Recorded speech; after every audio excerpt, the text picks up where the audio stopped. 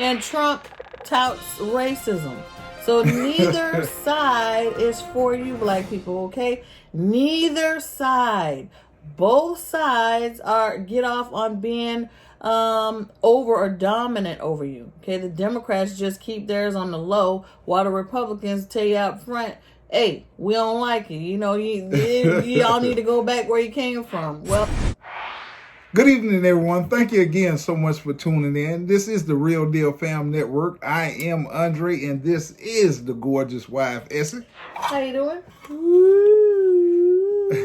I'm the boss of the show, but he's the head of the house. And that's just the way it is. And guess what? I got my curls back. All right, let's get to it. Thank y'all so much for tuning in. We really do appreciate all the support. And we definitely appreciate the new subscribers we've been getting. It's been an absolute blessing. We thank y'all so much. And if you hadn't had the opportunity yet, please go ahead now and hit that subscription button. Subscribe. Yes. Hey, we see y'all watching. Just go ahead and push that button. It don't hurt. It don't cost nothing. Cost nothing. Just push the button. Subscribe. Yes. It's very simple. You'll see it on the screen down there right below by the description. Just press subscribe and you will get all the updated videos as we release them. With that being said, we're going to dive right in tonight. We like to discuss, I guess, a myriad of things. We put out a video recently titled about the upcoming presidential election and why black people are having difficulty trusting both parties and both candidates. Why is it so important? This is like, there's no decision practically, but you're stuck between a rock and a hard place. But why is it so important, and what can we do about it? It is very, very important. The election is right around the corner, and things seem to be speeding along, and as well as the the economy and the country, everything seems to be spiraling downward. With that being said, though, I guess in the past, the African American community always supported the Democratic Party, and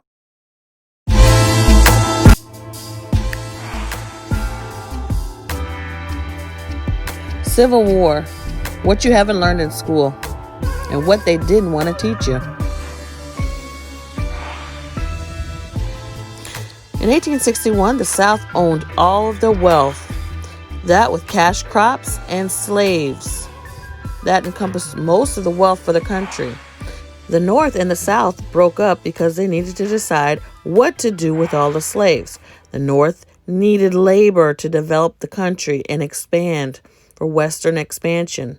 But the South knew that they owned all the slaves, and that was their wealth. They wanted to expand, including new states that had slavery. By 1860, the honey well had dried up for ways that the Americans could get slaves. They were not transporting them across the Atlantic anymore. So there was a battle, and the battle was who was going to get the slaves to develop the rest of the country. More recently, during the last 100 years, information has surfaced about the activity of Jewish slave owners during the transatlantic slave trade. Many Ashkenazi Jews had a prominent role in the slavery of Hebrew blacks.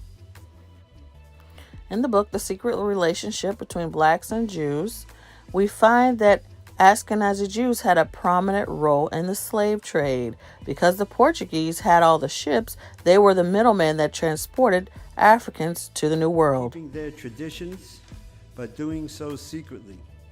Stuck in Africa, they lost contact with us.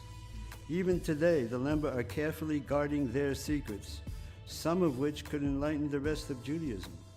Remember when you learned about the Crusades, the Holy Wars, where men were in search of God's objects?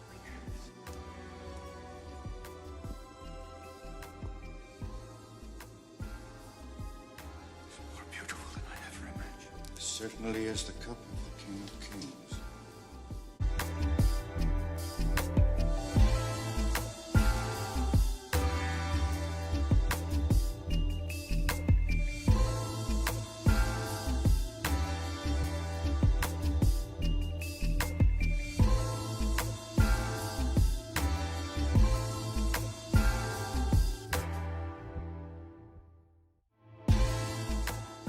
Again, this document, stemming from 1789 to 1865, pulls together evidence of Jews and Negroes in slavery in the Old South. It outlines the prominence of Jews within the slavery movement, especially in the South and the West Indian colonies. They were major slave owners.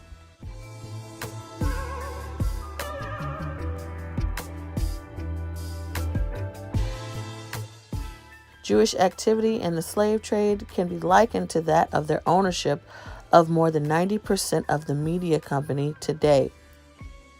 This includes most network companies, newspaper companies, as well as media on the internet.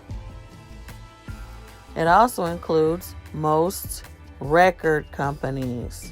Remember that most of your artists say that they have a 360 deal, and the 360 deal is like modern day slavery, where they own most of the rights to everything that you do, even if you get out of the industry, everything.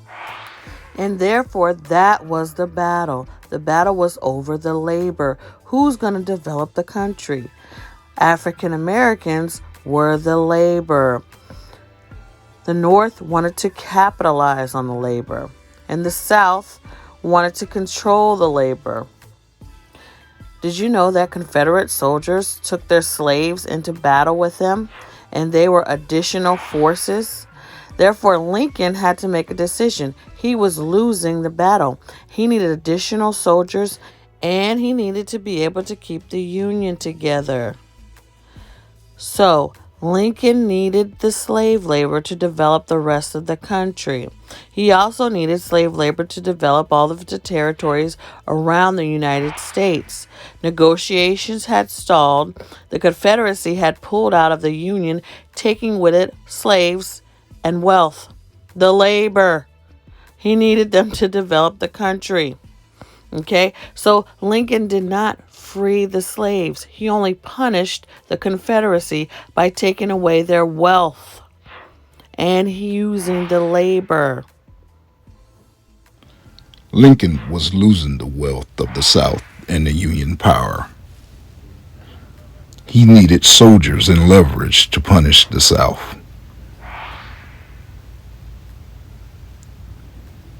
Lincoln was historically a racist. He only freed the slaves to keep the Union together and preserve the wealth.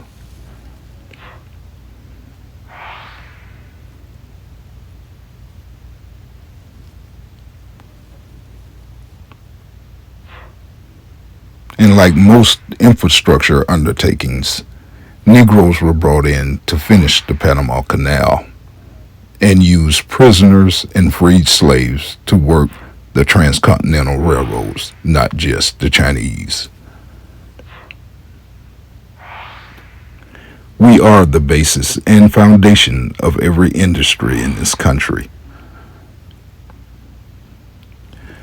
It's time for America to pay reparations.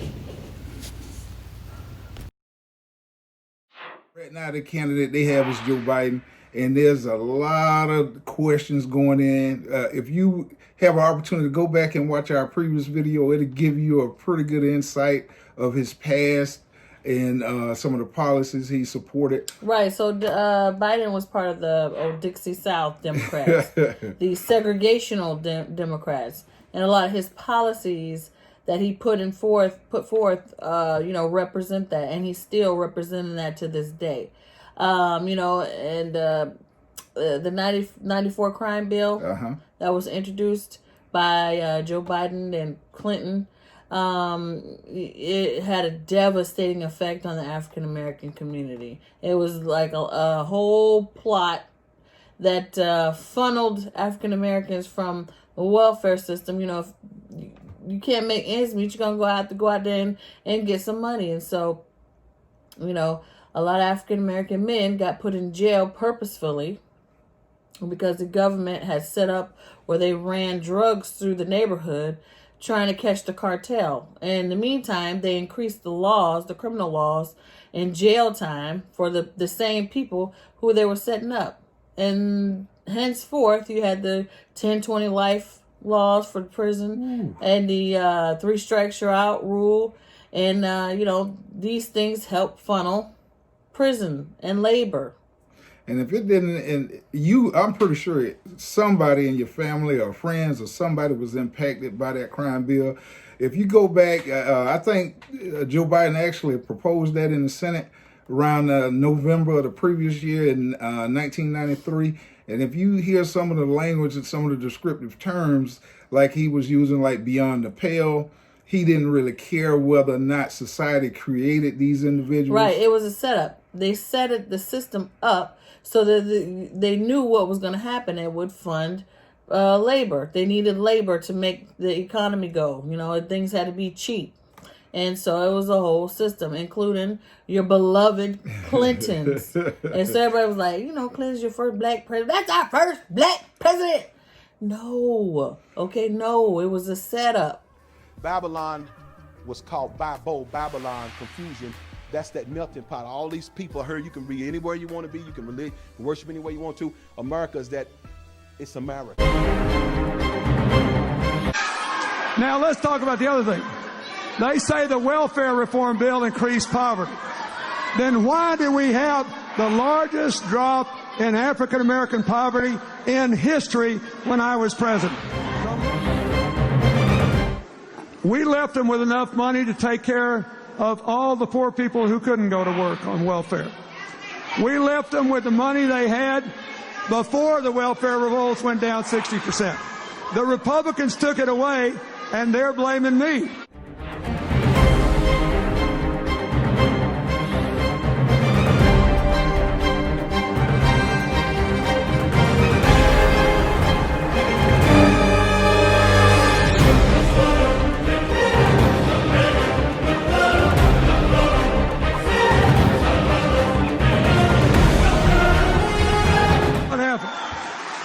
Vice President Biden, you guys know Vice President Biden,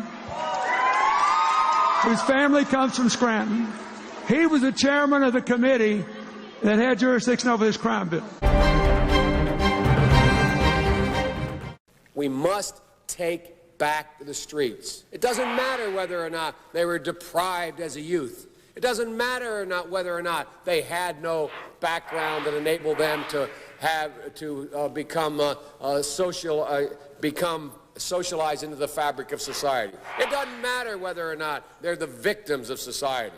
The end result is they're about to knock my mother on the head with a lead pipe, shoot my sister, beat up my wife, take on my sons. So I don't want to ask what made them do this. They must be taken off the street. That's number one. There's a consensus on that. Unless we do something about that cadre of young people, tens of thousands of them, born out of wedlock, without parents, without supervision, without any structure, without any conscience developing, because they literally, I yield myself 3 more minutes, because they literally have not been socialized. They literally have not had an opportunity. We should focus on them now. If we don't, they will, or a portion of them will, become the predators 15 years from now. And Madam President, we have predators on our streets that society has, in fact, in part because of its neglect, created. Again, it does not mean because we created them that we somehow forgive them or do not take them out of society to protect my family and yours from them. They are beyond the pale, many of those people. Beyond the pale. And it's a sad commentary on society. We have no choice but to take them out of society. If we didn't recognize the condition that nurtured those folks still exists, and we must deal with that.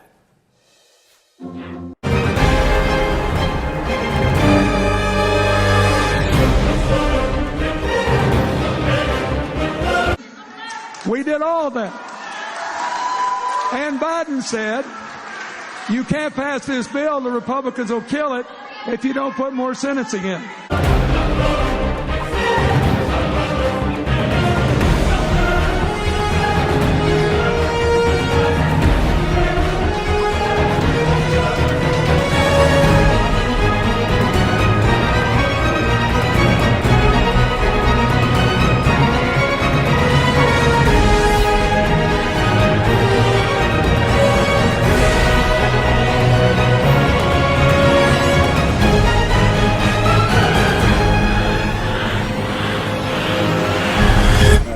So the Democratic Party has always kind of portrayed themselves as the supportive party in terms of the African American community, but they've done quite a bit of harm, and everybody I'm sure supported them. And if you was a black Republican, that was ripped your head out. Ooh, you're a that Republican. that was a dirty word. We'll get to the Republicans later. They're up front with their dirt. They ain't nothing to fool with. But the Democrats are like that phrase. What's that? Stay close to your enemy. Get close to your enemy. What's that phrase? Yeah. Just like you say, stick close to your enemy. It's better the devil you know than the one you don't know. So that's the way I see them. They portray themselves as, like we say, putting forth programs and legislation that's pro-African American. But as you can see right now, our numbers are showing that we're in the bottom economically, education-wise, in terms of housing. We don't have any savings. We don't have any assets. And we always vote for them blindly. And then they go and pass laws that help to keep us practically in slavery. And so, therefore, you're voting to basically keep yourself in slavery. What was Kanye saying? I mean, the man, you hate to say it, the man just, oh my gosh. Yep. But he had a point when he said that slavery was a choice, in reference to continuing it through prison systems. You're constantly being slave labor by continuing to vote for the Democratic Party, and they're increasing all these prison laws and making you labor, and you can never get out of the cycle. And so they're under the guise of giving you welfare. Right. And there's a lot of nuance there. And speaking of Kanye, he recently, I guess this was in South Carolina, the northern part, he, I guess, had his first initial campaign rally. He is running for president this year. He's trying to get, I think he needs 10,000 petitioners to sign for him in order to get on the ballot there.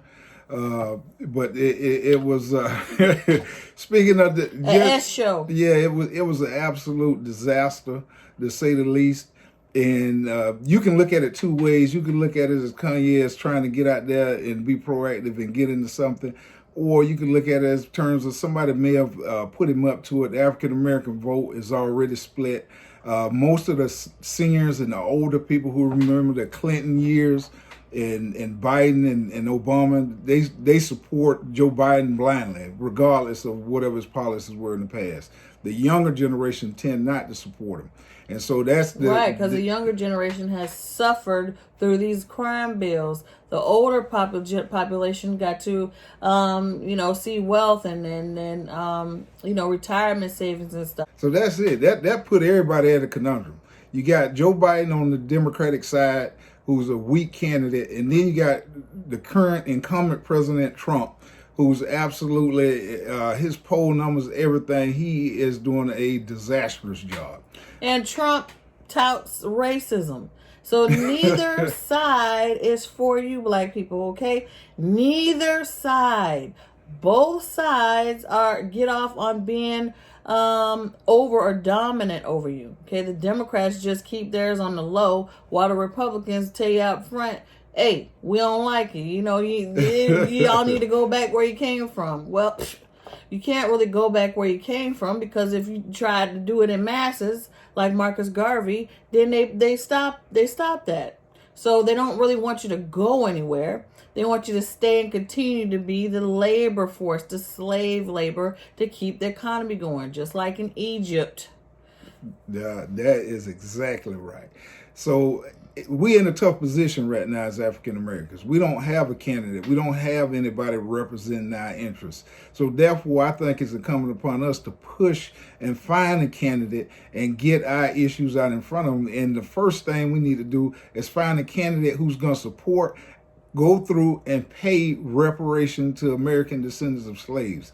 And that's if neither of the candidates are willing to do that. We got to look at other options, because at the current state, it's not going to work like this. And you hear a lot of people always say, I'm not political. I don't really deal with politics.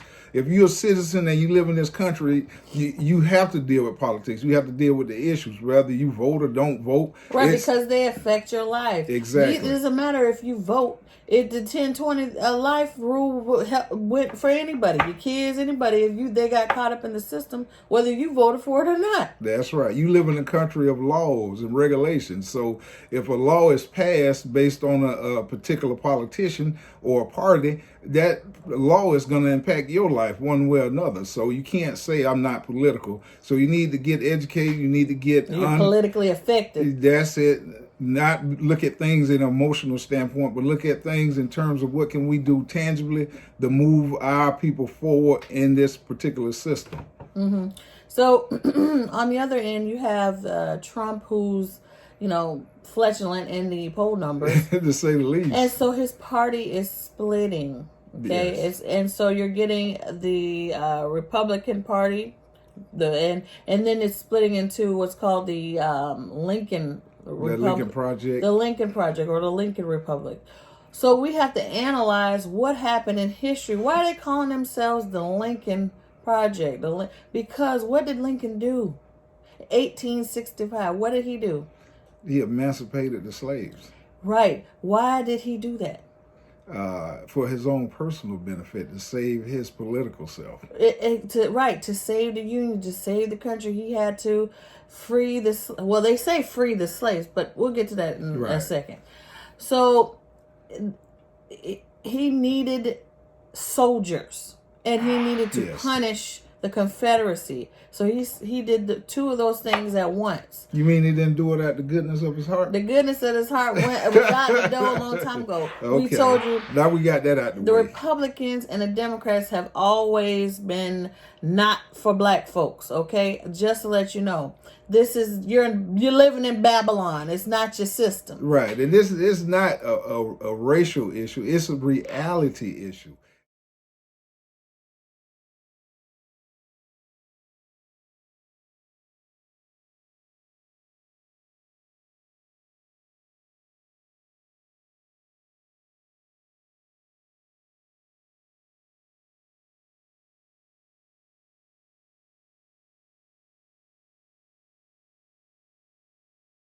And this is not a racial issue. It's a reality issue.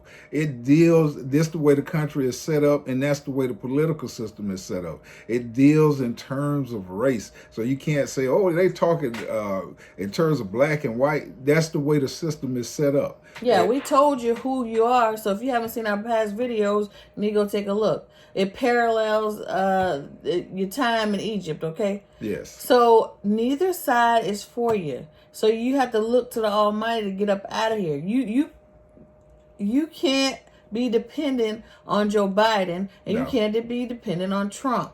Who's going to press one side or the other is the Lord. So in history, we have to look at history. History, God pressed Lincoln. Why? Because God's people was crying out. Slavery was brutal. It was horrendous. His people were starving. Times is hard. Who's affected most by the economy? The African Americans. Yeah, black folks. Yes, if you look at all the numbers will tell you. If you look at unemployment, I know they say, oh, the unemployment rate is 10%. For us, you can add an extra 10 to 15% on that. Right. And so therefore, we're going to talk about history. In history, Lincoln had to emancipate the slaves. What happened to them? They ran up north and helped fight for the Union, and to win, win and make the Union get back together again. And were they promised anything for helping? So what were they promised? They was promised monies, and they was promised 40 acres and a mule. So Freedmen's Bank was helped to set up by Lincoln. Okay, and so when he set that up and gave reparations, the Confederacy and his own party, the other racist folks that didn't want to set the slaves free, was so hot and heavy, they went ahead and took the man out. Yes. So Trump ain't trying to do all that. He ain't trying to lay his head on the platter for nobody. You know, he's self-interest based right now. Right, and his self-interest would be in the best interest of African Americans. Because if he would like to win the election, he need to do a complete 180, and he need African American support. And at the moment, there's no way in the world the African Americans would even consider voting for him. No, there's only we're repelled. The only thing that would open the door for that is Trump would agree to pay reparations to all the African Americans and make other things available for us in terms of healthcare, in terms of education, in terms of property. All of these things are necessary. And mainly a check. Mainly we want to get paid. Yes. Because when you try to get the other tangibles like that, that's down the line. They tend to try to control that. And Right. so another problem that they're having is what? Surveillance. Oh yes.